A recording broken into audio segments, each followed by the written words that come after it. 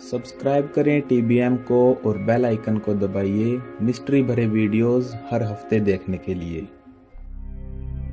विज्ञान और उसके आविष्कारों की सीमाएं असीमित हैं। मैं और आप विज्ञान की रोज एक नई तकनीक देखते हैं। विज्ञान के क्षेत्र में आज इंसान ने बहुत तरक्की कर ली है, पर क्या आपको नहीं लगता कि जो चीजें आज हम दुनिया में देखते हैं, इसके अलावा भी कुछ ऐसे आविष्कार थे जो असाधारण थे और हम देख नहीं पाए? अगर नहीं तो ये एपिसोड आपके लिए है, क्योंकि इस एपिसोड को देखने के बाद आपको पता चलेगा 5 ऐसे आविष्कारों के बारे में जो इस दुनिया को एक अलग ही पहचान दे देते। दोस्तों नमस्कार, हेलो, अस्सलाम वालेकुम। मैं हूं तरुण कुमार। आप देख रहे हैं टीबीएम, जो है मिस्ट्री से भरा हुआ। तो आइए मेरे साथ शुरू करते हैं एक और मिस्ट्री वाला एपिसोड।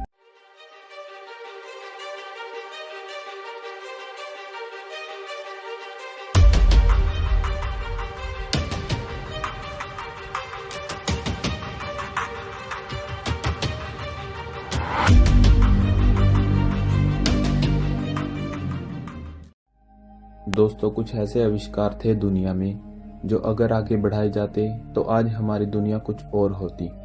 आइए ऐसे 5 आविष्कारों को देखते हैं जो इस दुनिया को पूरी तरह से बदलने की ताकत रखते थे। Number 1, starlight. स्टारलाइट एक ऐसा मटेरियल था जो बहुत ज़्यादा तापमान को झेल सकता था। बहुत ज़्यादा से मेरा मतलब है इतना ज़्यादा कि मटेरियल परमाणु विस्फोट के तापमान को भी आसानी से झेल सकता था। स्टारलाइट को मॉरिस वार्ड ने 1970 से 1980 के बीच बनाया। इस मटेरियल में कई तरह के पॉलीमर, सिरेमिक्स और कई और चीज़ों का मिश्रण था जो इसे इतनी मजबूती देता था कि ये 10,000 डिग्री सेल्सियस तक का तापमान भी आसानी से झेल सके। मॉरिस के इस नए मटेरियल के कई परीक्षण किए गए। एक कच्चे अंडे को इस मटेरियल से घेर के उसे काफ़ी ज़्यादा तापमान से गर्म किया गया। कुछ समय बाद जब अंडा बाहर निकाला तो वो वैसा का वैसा ही पड़ा था। इन सभी परीक्षणों के दौरान ये भी पता चला कि इस नए तत्व का भार बहुत ही कम है और इसमें से कोई जहरीली गैस बाहर नहीं आती। नासा और कई बड़ी कंपनियों ने भी इस नए तत्व में अपनी रुचि दिखाई, लेकिन मॉरिस ने इसे बनाने का राज कभी किसी को नहीं बताया। शायद उन्हें डर था कि उनके इस नए आविष्कार का गलत उपयोग ना हो, और इस नए आविष्कार का राज उनकी मौत के साथ 2011 में ही खत्म हो गया। अगर आज हमारे पास स्टारलाइट होता तो दुनिया में बढ़ रहे परमाणु हमले से नुकसान का खतरा कम हो जाता। Number 2, Slute digital coding system. John Slute एक डच इलेक्ट्रॉनिक इंजीनियर थे जिन्होंने डाटा कंप्रेशन का एक ऐसा क्रांतिकारी सिस्टम बनाया कि आप करीबन 800 MB की फाइल को 8 KB की फाइल में कंप्रेस यानी संकुचित कर सकते थे। स्लूट ने अपने इस नए आविष्कार को फिलिप्स एग्जीक्यूटिव कंपनी को दिखाया, जहां स्लूट ने एक 64 KB की चिप में से करीबन 370 MB की 16 मूवी एक साथ चलाई, जिसे देखकर फिलिप्स कंपनी के मालिक ने कहा, हम तुमको इस एडवांस डाटा कंप्रेशन सिस्टम का सोर्स कोड बताने पर बहुत रकम दे सकते हैं। फिलिप्स कंपनी के साथ पैसों का समझौता होने के बाद स्लूट के आविष्कार की और कई कंपनियों में चर्चा होने लगी। इससे पहले कि स्लूट अपना यह नया आविष्कार फिलिप्स कंपनी को सौंपते, स्लूट की रहस्यमय ढंग से मृत्यु हो गई। फिलिप्स कंपनी को सोर्स कोड देने से 2 दिन पहले ही स्लूट मृत पाए गए। उनके मरने के बाद वो सोर्स कोड भी गायब हो गया जिसमें डाटा कंप्रेशन का सारा सिस्टम था। स्लूट की मौत हार्ट अटैक द्वारा बताई जाती है, लेकिन कई लोगों का मानना है कि बड़ी कंपनीज ने उन्हें जानबूझकर मरवाया था, क्योंकि इस आविष्कार से उन कंपनियों का नुकसान हो जाता। नंबर 3, क्रोनोवाइजर। बहुत से दोस्तों ने समय यात्रा की वीडियो में मुझसे पूछा था कि कोई ऐसा तरीका भी है जिससे हम पास्ट में जा सकें। तो दोस्तों, क्रोनोवाइजर एक ऐसा ही यंत्र था जो हमें पास्ट दिखा सकता था। सन 1950 में इटली के पेलिग्रिनो अर्नाती ने क्रोनोवाइजर का आविष्कार किया। अर्नाती फिजिक्स में बहुत रुचि रखते थे और उनकी क्वांटम फिजिक्स में डिग्री एनरिको फर्मी और वर्नर वॉन ब्राउन के अंडर पूरी हुई थी, जो उस समय के सबसे बड़े वैज्ञानिक थे। अर्नाती के अनुसार इस पूरे ब्रह्मांड में जो कुछ भी होता है उससे एक ल्यूमिनस एनर्जी निकलती है जो इलेक्ट्रोमैग्नेटिक रेडिएशंस के रूप में चारों तरफ फैल जाती है। इस क्रोनोवाइजर की मदद से उन्होंने इलेक्ट्रोमैग्नेटिक रेडिएशंस को डिकोड कर लिया था, जिससे अर्नाती उन सब घटनाओं को देख सकते थे जो अतीत में बीत चुकी थी, जैसे वर्ल्ड वार और पुरानी सभ्यताएं। अतीत में झांकना वैसे तो एक बहुत ही अच्छा अनुभव होता होगा, लेकिन अरनाती चर्च से संबंध रखते थे तो उन्हें इंसानियत की चिंता थी और उनके आसपास के लोगों का भी यही मानना था कि इसका उपयोग मानवता के विनाश के लिए किया जा सकता है। इसलिए क्रोनोवाइजर को तोड़ दिया गया। इसके बाद कभी किसी इंसान ने ऐसे यंत्र नहीं बनाया जो अतीत देख सके। Number 4, Ogale carburettor. दुनिया में ग्रीन वर्ल्ड की बातें तो बहुत होती हैं। हमें शुरू से बोला जाता है गो ग्रीन, पर्यावरण को साफ रखो।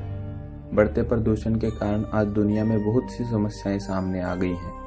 लेकिन क्या आपको पता है कि हमारे वाहनों से होने वाले प्रदूषण को कम करने का काम आज से लगभग 40 साल पहले शुरू हो चुका था, क्योंकि एक आम से कार मैकेनिक ने एक ऐसा कार्बोरेटर बना दिया था जो 1 गैलन ईंधन में ही 100 किलोमीटर तक गाड़ी को चला सकता था।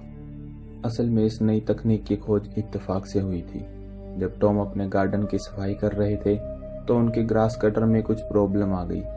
टॉम ने जब इसे ठीक करने की कोशिश की तो वो एक नई ही तकनीक बन गई, जो 1 लीटर में 47 किलोमीटर की एवरेज देने लगा, जिसे फिर टॉम ने अच्छे से तैयार करके एक इंजन बनाया जो बहुत ज़्यादा दूरी तय कर लेता था, वो भी बिल्कुल कम ईंधन में। बहुत बड़ी बड़ी ऑटोमोबाइल कंपनियों ने उन्हें ये नई तकनीक बेचने का ऑफर दिया, जिसके में कंपनियां मोटी रकम देने को भी तैयार थी।